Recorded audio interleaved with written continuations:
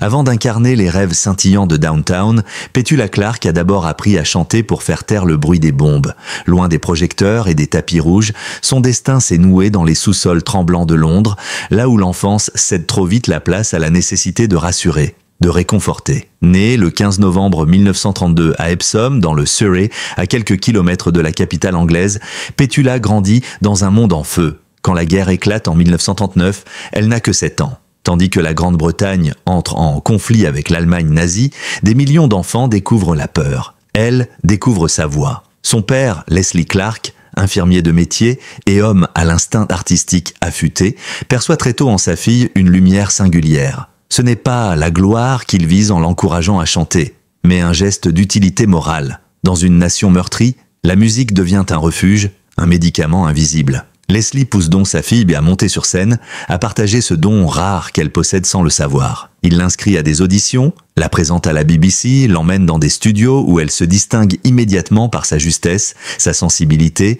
et une étonnante maturité vocale. Le 13 octobre 1942, la petite Petula est invitée dans un studio de la BBC pour participer à une émission destinée à remonter le moral des troupes britanniques. Ce qui devait être une simple performance radiophonique devient un moment décisif. Alors qu'un raid aérien secoue Londres, forçant de nombreux techniciens à fuir, la diffusion est sur le point d'être annulée. Mais dans l'obscurité, au milieu de la panique, une voix s'élève, celle de Petula. Elle propose de chanter a cappella Mighty Like a Rose, une berceuse américaine. Sa voix fragile et pure transperce le chaos. Ce soir-là, elle ne chante pas pour la gloire. Elle chante pour survivre, pour rassurer, pour exister. La BBC est stupéfaite. Les auditeurs aussi. L'enfant émeut tout le pays. Très vite, elle devient une figure incontournable de la guerre. On l'appelle la chérie chantante des soldats. La presse la compare à la Shirley Temple britannique. Elle n'a que 10 ans et chante déjà dans des abris anti-aériens, des hôpitaux militaires, des bases de la Royal Air Force. Elle participe à plus de 500 émissions de radio durant la Seconde Guerre mondiale.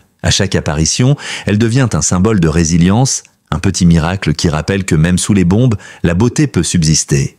Mais cette célébrité naissante a un prix. Tandis que ses camarades d'école jouent dans les cours de récréation ou rêvent de poupées, Petula enregistre, répète, se déplace, répond à des interviews. La guerre devient son terrain d'expression. Mais elle lui vole aussi sa jeunesse. Elle ne s'en plaindra jamais, du moins pas publiquement. Ce n'est que bien plus tard, dans ses années de maturité, qu'elle confiera ressentir un profond décalage avec le monde réel. « J'ai grandi avec un micro dans les mains, pas une peluche », dira-t-elle avec une mélancolie discrète. À la fin de la guerre, beaucoup d'enfants stars disparaissent des radars. Pas elle. Petula Clark ne s'éteint pas avec la paix retrouvée. Elle rebondit, s'adapte, continue.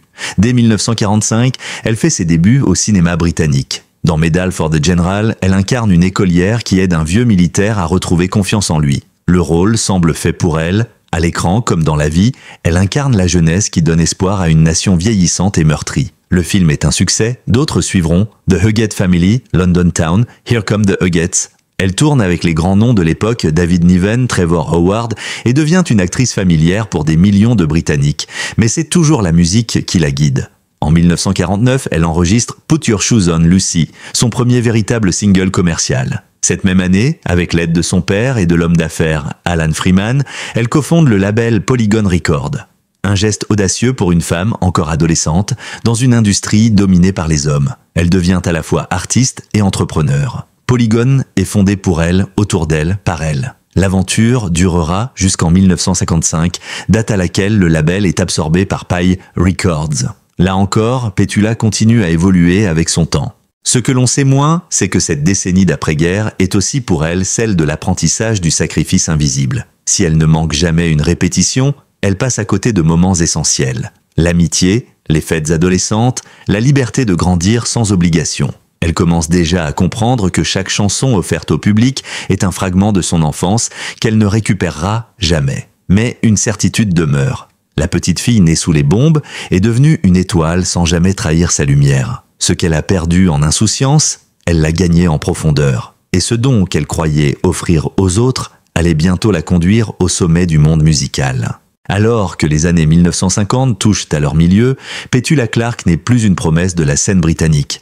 Elle en est l'une des reines incontestées. Elle a conquis la radio, charmé les salles de cinéma, et ses disques se vendent par milliers. Chaque apparition déclenche un enthousiasme croissant. Pourtant, derrière cette ascension fulgurante, un drame plus discret, plus intime se joue. celui d'un amour brisé, d'une première blessure que même le succès ne peut guérir. Son nom était Joe Mr. Piano Henderson.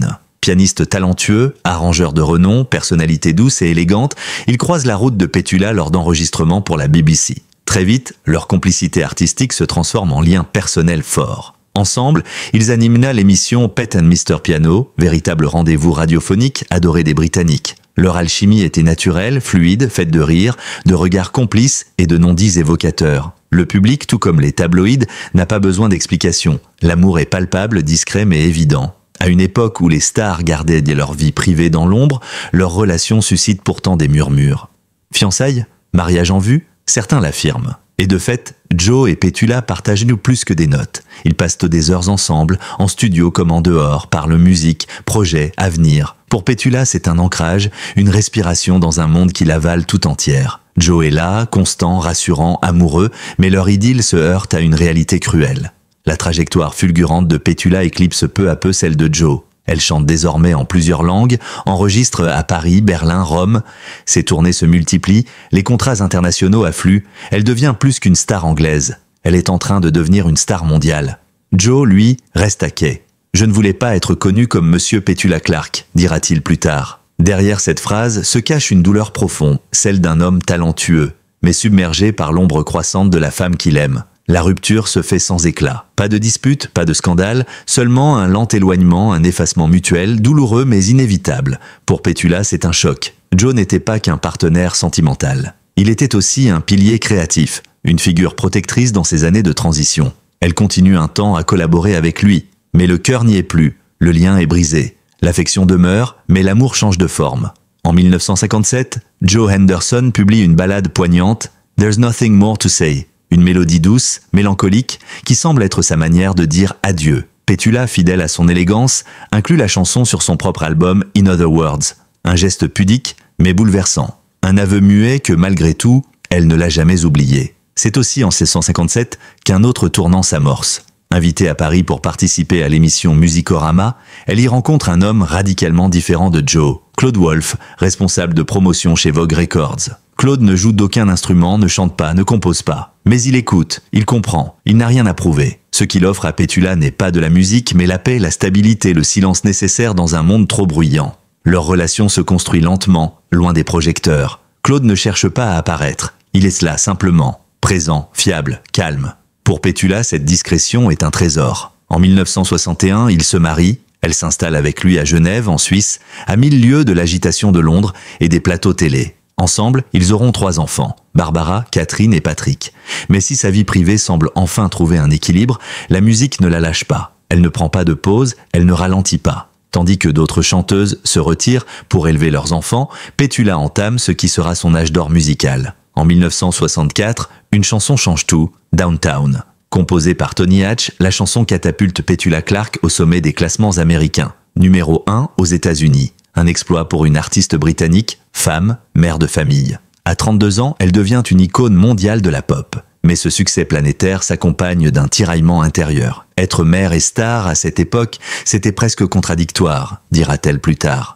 Elle rate des anniversaires, annule des vacances, s'absente de longues semaines. Ses enfants grandissent avec une mère dont l'image est omniprésente, mais dont la présence est intermittente. Elle le sait, elle l'accepte à moitié. Elle sourit pour la photo, mais son cœur est ailleurs. Entre 2 concerts, elle pense à sa famille. Mais entre 2 biberons, elle pense au studio. Elle est tiraillée. Dans cette décennie où elle enregistre en anglais, en français, en italien, en allemand, en espagnol, où elle parcourt l'Europe, les États-Unis, le Canada, elle semble tout avoir. Et pourtant, l'ombre de ce qu'elle a perdu continue de la suivre. Dans les années 1960, Petula Clark incarne un paradoxe rare. Elle est à la fois universelle et insaisissable. Pendant que la British Invasion emporte les Beatles, les Rolling Stones et d'autres dans un tourbillon anglo-saxon, elle évolue à contre-courant, bâtissant une carrière sans frontières, presque sans étiquette. Elle chante dans les langues qu'elle a apprises en tournée, s'adapte à chaque public, réinvente ses mélodies pour chaque culture. Mais derrière cette polyvalence artistique, une autre réalité émerge, plus intime. Celle d'une femme partagée entre le désir de briller et le besoin de se protéger du monde. Dès le début de la décennie, elle choisit la Suisse comme refuge. Genève devient son havre. Ce n'est pas un exil, mais une décision lucide. La neutralité du pays, son respect de la vie privée et son calme relatif contrastent avec le tumulte médiatique de Londres ou Paris. Là-bas, Petula peut être mère, épouse, musicienne, sans être traquée. Aucun paparazzi à ses fenêtres, aucun tabloïd à ses trousses. C'est une forme de liberté qu'elle n'avait jamais connue jusque-là. Mais la célébrité ne connaît pas les frontières douanières. Même depuis les rives du lac Léman, elle reste une voix familière aux millions d'auditeurs européens. Elle enregistre en français des succès comme Chariot, Cœur blessé, Y a pas moyen. Elle fait des plateaux télé avec Charles Aznavour, Serge Gainsbourg, Guy Béard. Elle est invitée partout, toujours attendue, toujours prête. Son accent est impeccable, son élégance naturelle. Pour le public français, elle n'est plus une Anglaise qui chante. Elle est l'une des leurs. Mais ce bilinguisme, ce charme international, cache une mécanique intérieure plus complexe. Petula, bien qu'adorée, refuse d'être avalée par la machine médiatique. Elle fuit les interviews trop personnelles, évite les confidences trop intimes. Elle construit autour d'elle un mur de discrétion, non par froideur mais par instinct de survie. Elle a vu d'autres artistes sombrer, dans le besoin de plaire à tout prix. Elle préfère garder une part d'ombre, un territoire secret. Elle comprend très tôt que la liberté se paie en invisibilité partielle. Cette période est aussi marquée par une nouvelle forme de solitude, celle d'une mère absente malgré elle. Avec 3 enfants à la maison, Barbara, Catherine et Patrick, et des tournées dans toute l'Europe, l'équilibre est presque impossible à maintenir. Elle essaie bien sûr, elle revient dès qu'elle le peut, glisse des lettres sous les oreillers, envoie des cadeaux d'hôtel à défaut d'être là en personne, mais rien ne remplace un baiser du soir. Rien ne console un enfant du vide d'une mère qui chante ailleurs. « J'ai fait de mon mieux », dira-t-elle plus tard dans une interview rare. Mais souvent mon mieux c'était de loin. Cette phrase, dite sans pathos, résume à elle seule la fracture intime de Petula Clark. La réussite absolue au prix d'un amour partiel. Son mari Claude, lui, reste dans l'ombre discret, fidèle à sa nature réservée. Il gère sa carrière, ses contrats, ses déplacements. Il veille, leur couple tient bon, mais s'étiole lentement. Pas de dispute publique, pas de drame. Juste l'usure d'un amour qui se transforme en alliance, puis en distance polie. Pendant ce temps, Petula continue d'enchaîner les succès. Don't Sleep in the Subway, My Love, I Know a Place, la planète fredonne ses refrains. Aux États-Unis, elle est l'une des rares femmes européennes à figurer régulièrement dans le top 10. À chaque interview, on lui demande comment elle concilie tout. Elle répond avec un sourire. Toujours ce même sourire. Toujours impeccable. Mais derrière les caméras, une autre Petula existe. Une femme qui commence à sentir les premiers signes de fatigue émotionnelle, cette lassitude que les projecteurs n'effacent pas. Elle se replie lentement vers le théâtre musical, un art plus exigeant, mais plus enraciné. Elle veut raconter des histoires entières, pas seulement chanter des refrains. Elle veut vivre des personnages, pas seulement incarner l'image idéale que le public projette sur elle. C'est dans cet espace nouveau qu'elle commence à se reconstruire. The Sound of Music, Sunset Boulevard, Blood Brothers, autant de rôles qui l'obligent à creuser dans ses émotions, à puiser dans ses blessures. Elle n'interprète plus des chansons, elle raconte des existences. Elle commence aussi à écrire davantage. Avec des compositeurs français, allemands, italiens, elle publie des albums plus personnels, moins calibrés pour les radios, des chansons qui parlent de solitude, de regrets, de souvenirs, de maternité manquée, d'amour jamais totalement guéri. Et le public suit, pas tous, mais ceux qui l'aiment la reconnaissent, ils savent, ils comprennent. Ils perçoivent que derrière cette voix éternelle se cache une femme qui a tout donné, mais qui commence enfin à reprendre un peu pour elle. Dans le tumulte des années 1960, alors que la musique pop se transforme en vecteur de lutte, de liberté et de protestation, Petula Clark incarne une élégance rare, presque en décalage. Elle ne se mêle pas des débats politiques, ne signe pas de manifestes publics, ne hurle pas sur scène, mais en 1968, dans un moment aussi bref qu'historique, elle devient, malgré elle, une figure de courage silencieux, prête à risquer sa carrière pour défendre un simple geste humain. Ce moment se déroule sur le plateau d'une émission spéciale intitulée Petula, diffusée en prime time sur la chaîne américaine NBC. Elle y partage l'affiche avec Harry Belafonte, chanteur et activiste, lui-même emblème du combat pour les droits civiques aux États-Unis. Ensemble, ils interprètent On the Path of Glory, un hymne poignant à l'unité et à la justice. Un titre fort, une atmosphère solennelle, et puis, ce geste, Petula émue, pose doucement sa main sur le bras de Belafonte. Un geste d'affection, de respect, d'empathie. Mais dans l'Amérique raciste de l'époque, ce contact, une femme blanche touchant un homme noir à la télévision nationale, est vu par certains comme un acte subversif. La réaction ne se fait pas attendre. Le représentant de Chrysler, principal sponsor de l'émission, s'insurge. Il exige que la scène soit retournée ou censurée. L'argument est brutal, cela pourrait heurter la sensibilité du public sudiste et nuire aux ventes de voitures. Une décision commerciale enveloppée de lâcheté. Mais Petula refuse, immédiatement, fermement. Elle ne crie pas, Elle n'argumente pas longuement. Elle se contente de dire non. À ses côtés, son mari et manager Claude Wolff la soutient. Ils préviennent la production, la scène ne sera ni coupée ni retournée. Elle sera diffusée telle qu'elle a été tournée ou ne le sera pas du tout. NBC hésite. Chrysler menace de retirer son financement. Mais face à la détermination de Petula, la chaîne cède. Le 2 avril 1968, l'émission est diffusée sans modification. Le geste est là. Fugace, discret, mais chargé de sens. Une main posée comme un acte de révolte douce. Un geste de paix devenu un symbole de résistance. La presse américaine s'empare brièvement de l'histoire. Les journaux les plus progressistes saluent l'initiative. Les milieux artistiques applaudissent la dignité de l'artiste. Belafonte, lui, racontera plus tard à quel point ce moment l'avait bouleversé.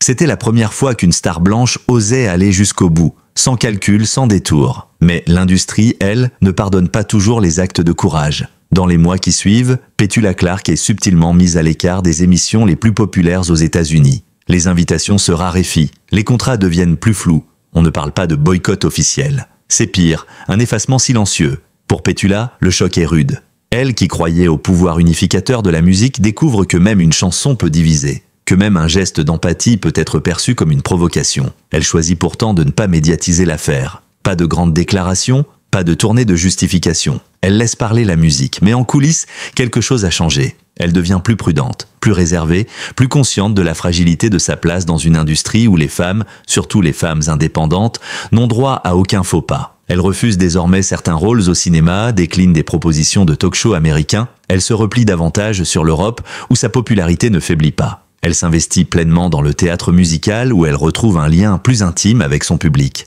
Là, personne ne lui demande de censurer son émotion. Là, elle peut incarner des femmes fortes, blessées, parfois en rédemption. Des personnages qui lui ressemblent. Dans Sunset Boulevard, elle campe une Norma Desmond crépusculaire, hantée par la gloire passée. Dans The Sound of Music, elle incarne Maria avec une sincérité bouleversante. À chaque fois, elle prête à ses rôles une part d'elle-même. Cette partie qu'elle avait tant de fois tue dans les années de pop stérile et d'apparence contrôlée. Elle sort aussi des albums plus personnels, mêlant langue française, arrangements classiques, sonorités plus intimes. Les radios ne les diffusent pas autant, mais elle s'en moque. Elle ne court plus après les classements. En 2019, à plus de 85 ans, elle rejoint la distribution londonienne de Mary Poppins. Elle incarne la vieille femme aux oiseaux, chantant Feed the Birds, avec une voix adoucie par les années, mais toujours vibrante. Le public se lève, les applaudissements durent. On ne célèbre pas seulement l'artiste, on salue une survivante, une résistante silencieuse. Ce geste de 1968, qu'elle n'a jamais regretté, est aujourd'hui vu comme un moment charnière dans la représentation raciale à la télévision.